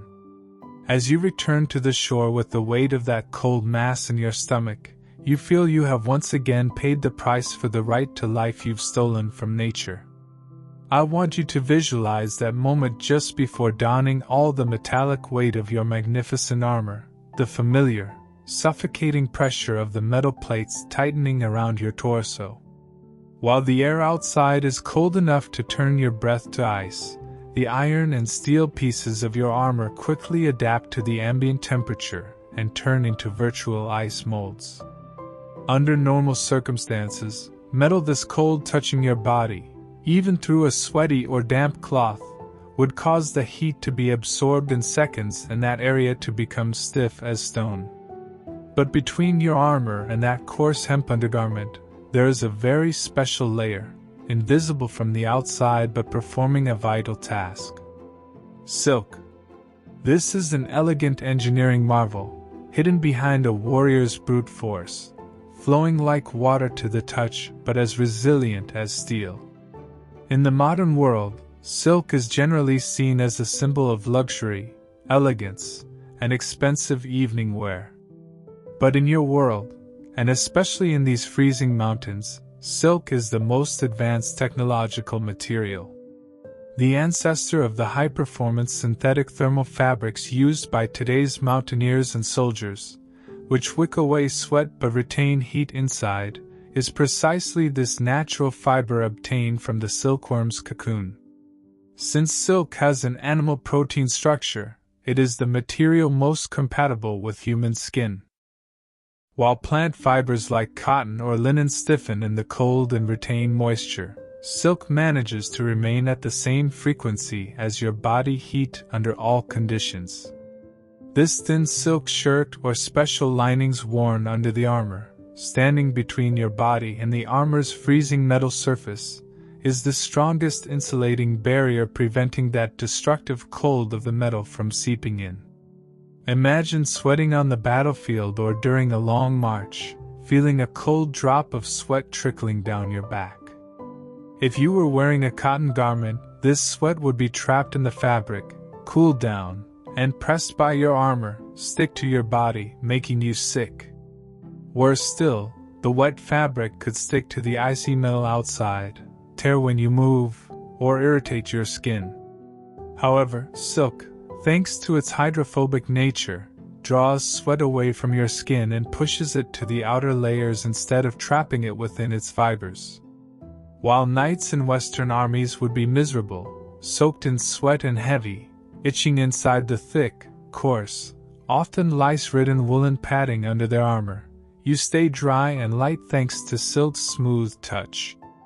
Since silk has one of the lowest friction coefficients, when the metal plates of your armor move, they slide silently over you without catching. This slipperiness offers not just comfort but also a freedom of movement that gives you milliseconds in battle.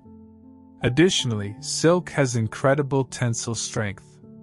Even if an arrow or sword blow pierces your armor, the silk fibers do not break easily. They tangle around the arrowhead, slowing its entry into your flesh and keeping the wound clean. But in the fight against cold, its most critical feature is preventing frostbite. Metal's conductivity is so high that touching it with bare hands or inadequate cloth at -30 degrees causes the same damage as touching fire. The silk intermediate layer breaks this aggressive conductivity of the metal. Even if your armor freezes over from the cold, the surface of the silk touching you is always warm and soft. At night, when you remove your armor, you keep the silk shirt on. The prism-shaped, shiny fiber structure of the fabric, which refracts light, also reflects the infrared heat radiated by your body back. So silk is not just a fabric, it is a thermal mirror working with your own heat around your body. In the harsh, filthy conditions of that era, silk's antibacterial structure also protects you from skin diseases. Amidst the wild nature, harsh winds, and merciless cold outside, you find a strange peace in the contrast of this softness touching your skin. This softness hidden within hardness is your secret strength. It is a thin but unbreakable lifeline protecting you from freezing in metal's cold embrace. When you return from your post and take refuge in the dimness of the makeshift shelter or the silence of the snow hole you dug, the fatigue enveloping the rest of your body forces you to fall asleep immediately, to shut off your consciousness. But you must resist this sweet yet deadly call, force your will one last time. After loosening your armor and placing your weapon in a safe spot, the first and most vital task you must do is tend to your feet. When you remove those rice straw sandals, the waraji, and the tabi socks underneath, the sight that confronts you is frightening. Your feet resemble pale marble white, stone-stiff objects gathered from a riverbank more than they do living limbs belonging to you. When you touch them, you don't feel. When you try to wiggle your toes, your nerve endings don't respond to your brain's commands. This numbness is the silent footsteps of frostbite, of gangrene. And you know that if you sleep in this state, by morning, those feet will no longer belong to you. While people in the modern world enjoy the comfort of stretching out their feet to rest after a tiring day or a warm shower, for you, resting is an active effort, a painful treatment session. You sit cross-legged and take that icy foot into your lap, into the warmth of your hands. Massage here is not a luxury or a relaxation tool, it is a medical necessity. You begin to rub the hardened muscles, the frozen tendons on the sole of your foot with deep, strong circular motions, pressing with your thumbs. These touches are not gentle. They are aggressive movements aimed at creating friction heat. You apply the principles of blood circulation, which Western medicine had not yet fully understood in that era, through an instinct inherited from your ancestors and traditional healing knowledge. Your goal is to forcibly move that stagnant, clotting cold blood in the veins, to compel the warm blood pumped by your heart to reach those extremities. As you continue to rub, the first change you feel in your toes and heel is not relief, but sharp pain. This condition, which modern mountaineers call the pain of life's return, is when the frozen nerves awaken and begin sending pain signals to the brain. It feels as if thousands of invisible needles are being stuck into your foot, or ants are walking under your skin. But this pain is good news for you. Because where there is pain, there is life. While soldiers in European armies couldn't reach their feet inside their tight, hard leather boots and often lost toes to the cold, the open sandal structure you wear and this nightly massage discipline save your limbs. You don't focus on the pain. You focus only on the friction, the mechanical heat your hands create, and the blood flowing again. During this ritual, you apply particular pressure to that vital point found in the very center of the soul, known in Eastern medicine as Yongquan, the gushing spring. According to belief, this point is the starting point of the kidney meridian, and stimulation from here stokes the body's life energy, its internal fire. Even if you don't know the scientific terms, you can experience a warming sensation throughout your body when you press here. Thanks to your hands' warmth and the friction you create, that marble white color slowly turns to a pale pink, then a vivid red. This color change is no different from a victory won on the battlefield. Because you have won another night against the cold. When your feet are finally warm and the tingling sensation gives way to a sweet numbness, you immediately wrap them in a dry cloth or spare tabi sock. Those stone-stiff objects have now become a part of you again, softened and revived. This discipline also trains you mentally. It reminds you that even at your most tired, most exhausted moment, you must care for yourself, respect your body. Unlike the passive protection provided by modern technologies, thermal socks or heaters, here what provides protection is your own labor and will. With the confidence given by feeling your feet again, you lean your back against the shelter's wall, and before falling into that well-deserved deep sleep, silently thank these loyal limbs that carry you. You are sitting in the main hall of the mountain castle, the Yamashiro, that resembles an eagle's nest built on sheer cliffs above the clouds, at the only safe point where the storm outside cannot reach. This is the heart of the castle, the center of life, the Airori. The square open hearth sunken into the very center of the room's floor. Forget the invisible, homogeneous warmth provided by modern central heating systems, thermostats, and pipes hidden within walls. Here, warmth is a visible, audible, and smellable presence. On the fine, powdery white ash layer formed by years of accumulation within the hearth, glowing oak logs and charcoal embers gleam with a deep, calm redness. You are sitting at the edge of the square, extending your hands towards the hearth, watching the intense radiation you feel in your palms thaw your frozen blood. In contemporary European castle architecture, fireplaces were usually built against walls and tried to heat the room from only one direction while expelling heat up the chimney.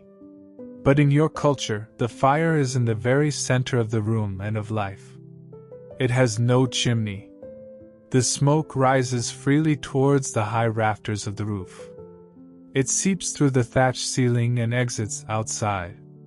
This smoke is not just waste. It is also a protective layer that protects the wooden structure from insects and moisture.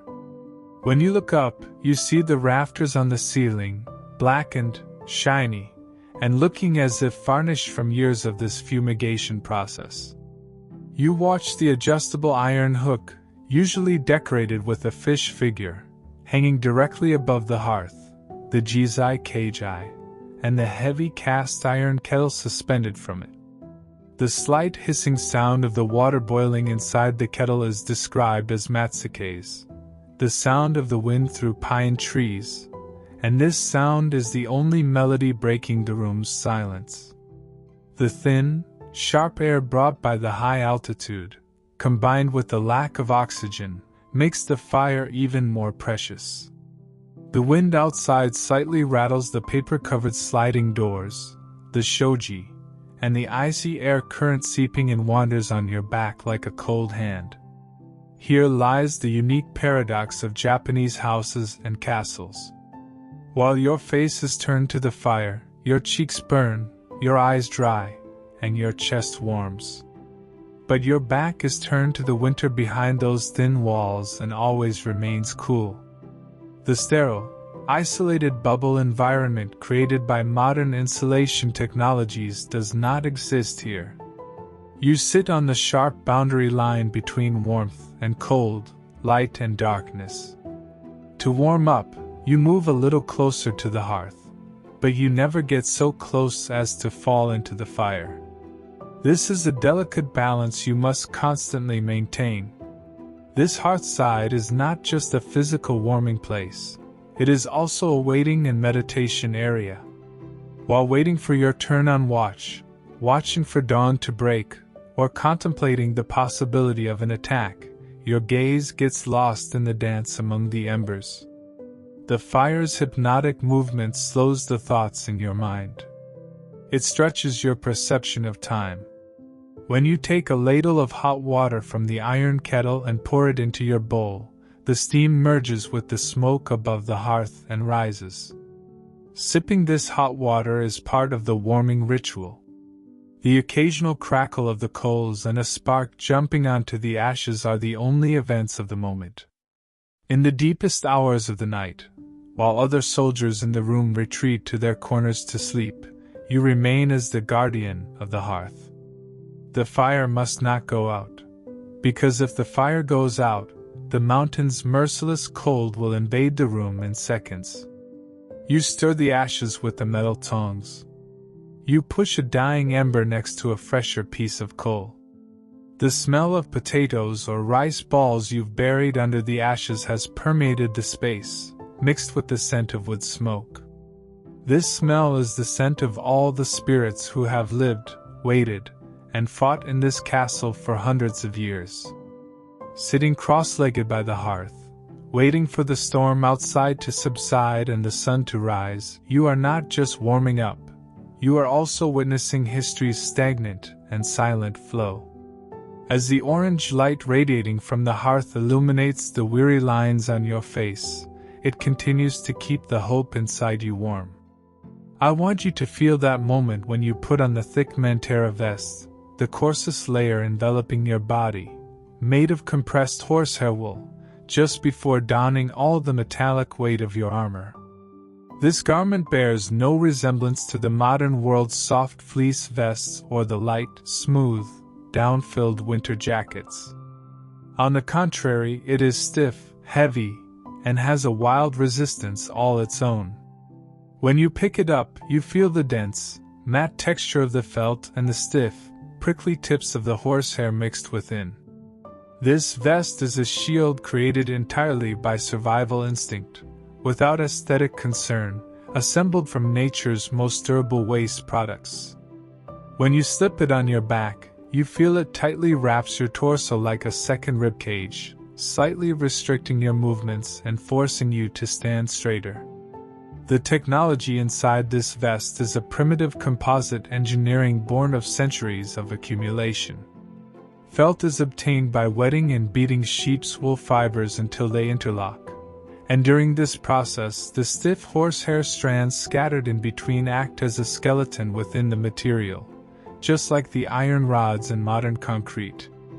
While today's synthetic insulation materials sag and lose their heat-retaining capacity when wet or under pressure, this horsehair-reinforced structure on you does not compress even under the tons of weight of your armor. The horsehair acts like a spring mechanism, constantly applying an outward-pushing force, preventing the felt from collapsing and ensuring a constant air gap remains between your chest and the armor. And this gap is that safe zone where your body heat is trapped and the freezing cold outside can never penetrate. Your ribcage, where your vital organs, heart, and lungs are located, is your body's most sensitive fortress against the cold. If your lungs get cold, your breath falters and your strength fails. While soldiers in Western armies generally relied only on fabric layers to protect their chests, and these fabrics invited the cold in when wet, your vest has a water-repellent property. The tight weave of the felt completely blocks the wind, while the oily nature of the horsehair repels water. Rain or melting snow cannot seep into this coarse surface. It beads up and runs off. Thus, even in the fiercest storm, you preserve that dry, warm cocoon around the center of your chest, around your heart. The vest smell intensifies when it gets wet or warms with your body heat. It is the smell of the stable, earth, and damp wool. This smell, which might make a modern person wrinkle their nose, is the smell of strength and endurance for you. It makes you feel like a part of nature. Additionally, this vest provides protection not only against the cold but also against blows. The stiff, elastic structure of the horsehair absorbs and disperses the impact of an enemy's weapon or the shock from a fall. The function of the hard plates used in modern bulletproof vests against impact was performed by these organic fibers in that era. When you take a blow to the chest, this vest swallows that energy and prevents your bones from breaking. So this garment is both a stove protecting you from freezing and a soft armor protecting your bones. During guard duty, while standing motionless, the presence of this vest gives you a constant feeling of being embraced. That slight pressure tightening your chest helps you control your breathing, taking deep, calm breaths without panicking. Knowing that the warmth inside that hard outer shell remains unchanged as the cold air fills your lungs gives great tranquility to your mind.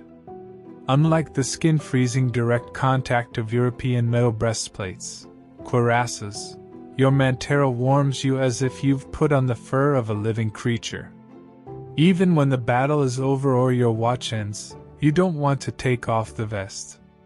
Because it is your most loyal guardian, defining the boundaries of your body, separating you from the outside world's merciless cold and violence. You continue to listen to your heartbeat safely beneath these coarse hairs and compressed wool. When you look at the endless, merciless whiteness surrounding your eyes, you feel that the light is attacking your pupils from both sides, reflected not just from the sky but seemingly from millions of snow crystals on the ground. On a sunny day, the snow's surface acts like a giant mirror, folding and reflecting the light falling on it. Since you lack the comfort of the colored, polarized, high UV protection technological glasses worn by modern mountaineers, your only defense mechanism is the voluntary, constant reflex of your eyelids. You squint your eyes, turning them into thin slits. This is not just a way of looking. It is a biological diaphragm adjustment that mechanically reduces the amount of light entering the eye. Your eyelashes interlock, forming a natural cage, a filter that breaks that sharp glare. You know that if you open your eyes completely for even a moment and surrender to that whiteness, you will fall prey to Yukime, snow blindness, that painful condition that feels like sand in your eyes and leads to temporary blindness. Unlike the wooden, hole-carved goggles used by northern indigenous peoples or some Western explorers, you must provide this protection with the constant, disciplined tension of your facial muscles. This gives your face a permanent, tense, and serious expression. This squinting forcibly narrows your field of vision. You watch everything from a horizontal, flattened, limited window. During this process, you constantly shift your gaze from the pure white ground to rest your retinas, focusing on a dark pine tree on the horizon, a gray rock, or the back of the soldier's armor in front of you. Averting your eyes from the white is a survival instinct. The slight throbbing ache you feel in your temples and forehead is the price of this constant focusing and keeping your muscles tensed. but until the sun sets and the world takes on that soft gray tone, keeping your eyes in this thin line is a mandatory penance you must pay to see, to fight, and to avoid cliffs. When you look at your hands, you notice your fingers no longer obey your commands instantly. They stand like mechanical pincers rusted at the joints. When the cold numbs the nerve endings under your skin and stiffens your muscles, you completely lose that fine, delicate touchability needed to thread a needle or pick up a grain of rice. Only a crude gripping power remains. In the modern world, gripping a weapon is an effortless reflex thanks to ergonomic handles and non-slip surfaces. Here, holding an icy sword or spear with a frozen, numb hand becomes a physical struggle. To grip your sword, you no longer use your numb index finger but the base of your palm and your little finger and ring finger, the last to lose strength, like a locking mechanism. This ancient gripping technique, tenuchi, is a crude but unshakable biological clamp that comes into play in these freezing moments when fine motor skills have failed. While fencing masters in Europe of that era relied on delicate, fast, wrist flexibility-based thrusting moves, as a samurai fighting in winter conditions, you must wield the sword not just with your hands but with your entire torso, your abdominal muscles, and your shoulders. Since your wrists lose flexibility from the cold and become stiff, your arms and sword move as a single block, like a frozen pendulum. This necessity changes your fighting style. Your strikes must be aesthetic, sharp, heavy, and focused on ending things in one blow. Because with frozen hands, you may not have the agility to pull the sword back for a second move. Even if you don't fully feel the weapon's weight in your palm, years of muscle memory fill that sensory void. Even if your hand becomes an inanimate vice gripping the hilt, your mind still clearly sees and directs the lethal point at the steel's tip. The weapon is no longer a tool you hold in your hand. It is a steel limb attached to the end of your frozen arm, integrated with you. As you step through the pitch darkness, that dense, tangible blackness, the paper lantern you hold, the chachin, is much more than just a guiding light. It is a small, warm sun you carry in your palm. The flickering flame inside this delicate structure, for which you shield your body so the wind won't extinguish it, warms the oiled paper walls while you bring your fingers as close as possible to that warm surface. Unlike the sterile, soulless flashlights of modern times that illuminate hundreds of meters but feel like icy metal in the hand when held, this source in your hand is a living being that breathes, consumes oxygen, and radiates heat. The soft, constant warmth you feel in the center of your palm is your only friend whispering to your frozen nerve endings that life still goes on, that your blood can still flow. While your left hand feels the icy cold hilt of your sword and the metal's merciless cold, your right hand takes refuge in the maternal warmth radiated by the lantern.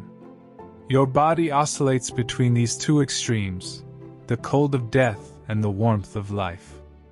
The darkness is so sharp that beyond the few steps illuminated by your lantern lies a treacherous void that does not exist for you. But the heat in your hand is tangible and real. This heat spreads from your wrist up your arm, calming muscles trembling from fear and cold. While the heavy, iron-framed, thick-glass lanterns carried by European sentries trap heat and don't release it, the bamboo and paper design you use, with its permeable structure, transmits the spirit of the fire inside directly to your skin. Every time the wind blows, you feel the flame dancing inside from the heating rhythm of the paper in your palm. This vibration is like the lantern's beating pulse.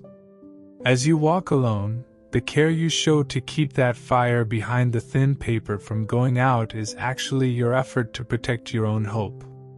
When you grasp that warmth with your hand, you know you are holding not just a lighting tool but a grip on life resisting the icy breath of the night. And this feeling gives you the strength to take one more step in that treacherous forest. The moment you step into the forest's dense, snow-laden trees, I want you to feel that heavy curtain descending on your ears, the world suddenly going deaf down to your marrow. The soft, porous texture of freshly fallen snow, with its billions of crystals, is nature's most perfect soundproofing material. Like a sponge, it absorbs all vibrations in the air, the howling of the wind, and even the sound of your own footsteps. You experience the pressure feeling created by the artificial, completely isolated rooms in modern sound recording studios here in the heart of nature, under the sky.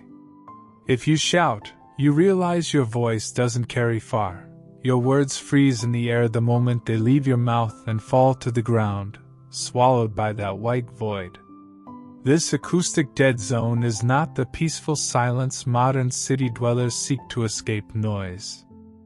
For you, this silence is a void that strains your nerves like a taut violin string, a harbinger of approaching danger, of an enemy lying in ambush. When the familiar background forest noise, bird sounds, or leaf rustles cease, your brain focuses on its own internal sounds to compensate for this absence. Your own breathing echoes in your ears like a storm.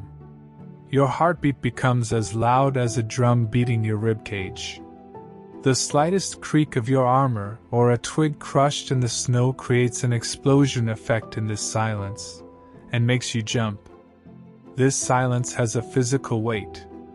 It's as if tons of snow have fallen not just on the trees but on your shoulders and mind as well. The white, mute forest around you feels filled with thousands of eyes watching you.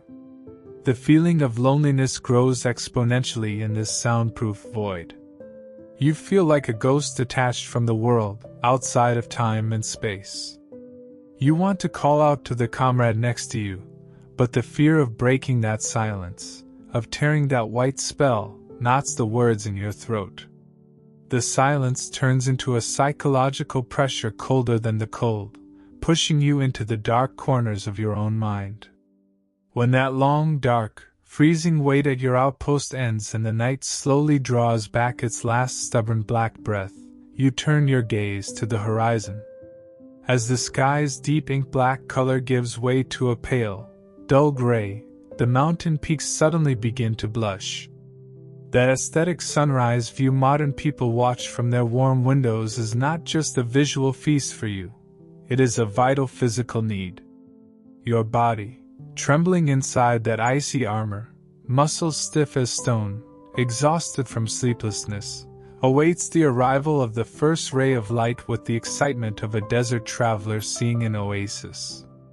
The moment the sun itself sends its first orange and intense rays from behind the mountains, you almost like a plant turning to the sun, turn your armor's black lacquered chest plate towards the sun. This movement is not just a prayer. It is an instant response to your body's primitive thermal need. Even though the outside air temperature is still below zero, the sun's rays reflect off the snow's surface and hit your armor, creating an instant and intense radiative heat. Your body acts like a metal plate rapidly transitioning from a dark, dull, cold color to a bright, warm one.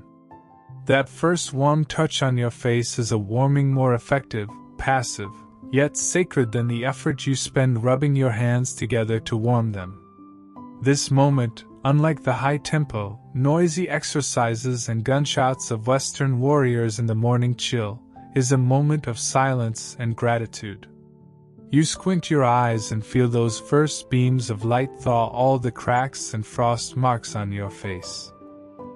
Your armor's surface reaches a warmth that doesn't burn but provides comfort within seconds, going from icy cold. The warming metal begins to heat the silk and wool vest underneath as well. The tension in your muscles dissolves. Your blood circulation accelerates. By simply turning towards the sun, you begin to effortlessly recover the tremendous energy you spent overnight from nature's greatest source. Knowing that the long, merciless night in the snow is now over and that with this first light, you are receiving the warmth and energy you need for the next struggle, you take a deep breath. Good night.